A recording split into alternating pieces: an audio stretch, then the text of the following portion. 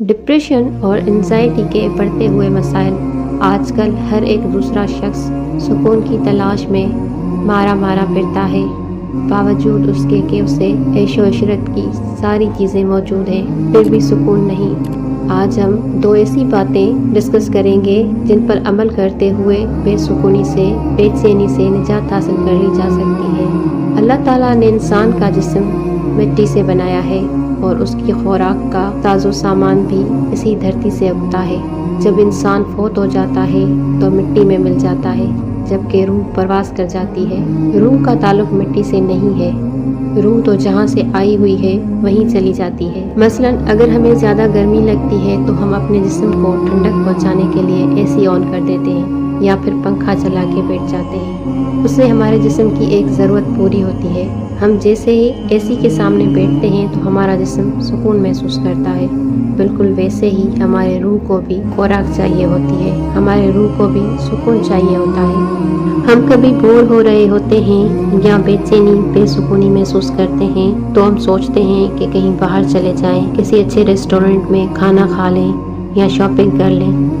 یہ کسی اچھی جگہ جا کے کھانا کھانا، شاپنگ کرنا، یہ سب ہمارے جسم کی ضروریات ہیں، اس سے ہمارے روح کو سکون نہیں ملتا۔ روح جہاں سے آئی ہے اس کی خوراک، اس کا سکون بھی وہیں سے ہی ہے۔ جی ہاں، اللہ کی یاد میں ہی روح کا سکون ہے، خدا کے ذکر سے ہی روح کو سکون ملتا ہے۔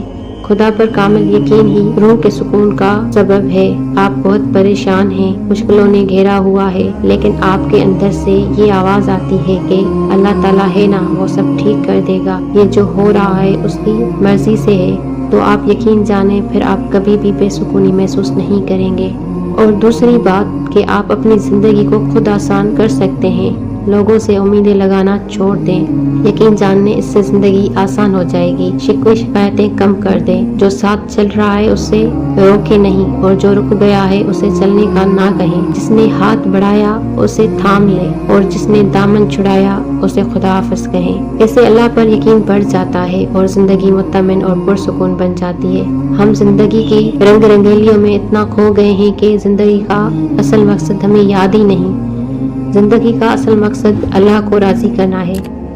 ہم دنیا میں اتنے کھو گئے ہیں کہ ہم اپنا سکون بھی برباد کر بیٹھے ہیں۔ دنیا کی چیزیں ہماری ضروریات ہیں، لیکن یہ روح کے سکون کے لیے کافی نہیں ہے۔ اللہ کہتا ہے، اگر تو نے اپنی چلائی تو میں تجھے اتنا تھکا دوں گا جس کا تو سوچ بھی نہیں سکتا۔ ہاں، اگر تو میرے سپرد کر دے گا تو وہ بھی دوں گا جو تیری چاہت ہے، اور وہ بھی جو میری چاہت ہے۔ اوور تھنکنگ یعنی حد سے زیادہ سوچنا بھی ڈر کی ایک قسم ہے۔ یہ عمل اس وقت مزید خطرناک بن جاتا ہے جب آپ اس میں پرانی یادیں، مستقبل کی پیش گوئیاں اور جذبات شامل کر دیتے ہیں۔ لیکن جب آپ کو خدا پر کامل یقین ہو کہ یہ جو ہوتا ہے اس میں اس کی کوئی مصلحت، اس کی حکمت شامل ہے، تو پھر یہ ڈر نہیں رہتا۔ آپ کا رب آپ سے بہت محبت کرتا ہے۔ آپ اس فانی دنیا کے لیے اس کو ناراض نہ کیا کریں، زندگی کو اللہ کے حدود میں رہ کر گزاریں، آپ کی زندگی بہت آسان ہو جائے گی۔ بڑے بڑے مسئلوں کا حل اللہ تعالیٰ نے سجدوں میں رکھا ہے، بس تو گر جا سجدے میں اور اس کو راضی رکھ، پھر دیکھ تیری زندگی میں کیسے سکون بھر جاتا ہے۔ سکون ہی سکون چاہیے گر زندگی میں، تو ہونے والی ہر ایک اذان میں گم ہو جا، تلاشی یار کے بجائے تلاشی خدا میں گم ہو جا۔ گر چاہتے ہو دنیا آخرت کی کامیابی، تو کائنات تخلیق کرنے والے کی حکمت میں گم ہو جا۔ کسی کی چاہ اگر لے آئی خدا کی طرف، تو خدا کی چاہت میں گم ہو جا۔ بڑی سے بڑی پریشانی کا حل ہے سجدے میں، گر جا سجدے میں اور اس کے سرور میں گم ہو جا۔ یہ غم، تکلیف، پریشانیاں سب وقتی ہیں، بھول جا سب کچھ اور عشق خدا میں گم ہو جا۔ لوگوں کے دیے ہوئے دھوکے، دغا بازیاں سب بھول جا، تو بس مسکرا کر خود میں ہی گم ہو جا۔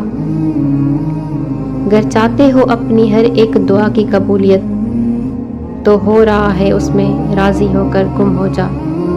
ہو جائے گا وہ بھی جو تو چاہتا ہے، پہلے خدا کی چاہ میں تو گم ہو جا۔ عشق جائز ہے صرف خدا کی ذات سے، صرف ایک کن کی امید لگا کر معجزے کے انتظار میں گم ہو جا۔